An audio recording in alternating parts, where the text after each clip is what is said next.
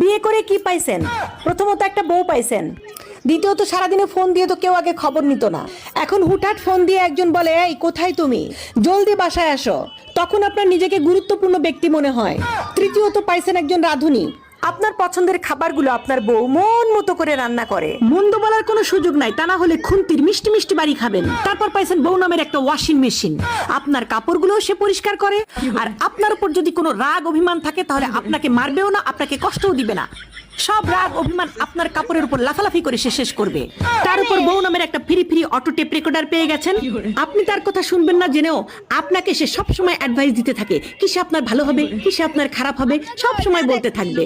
আপনাকে নিয়ে সারাদিন যে চিন্তা করে। প্রতি সপ্তাহে খুব বড় সড়ো করে আপনাকে একটা বাজারের লিস্ট ধরিয়ে দেওয়া হয়, যাতে আপনি কম খরচে কিভাবে বেশি জিনিস কিনতে পারেন। তারপরে আপনার নিজের ঘরে আপনি রাত 10টার পরে ঢুকতে পারবেন না, সেই জন্য একটা বউ নামের দারোয়ান আপনি পেয়ে গেছেন। বউয়ের সাথে সাথে শ্বশুর, শাশুড়ি, শালা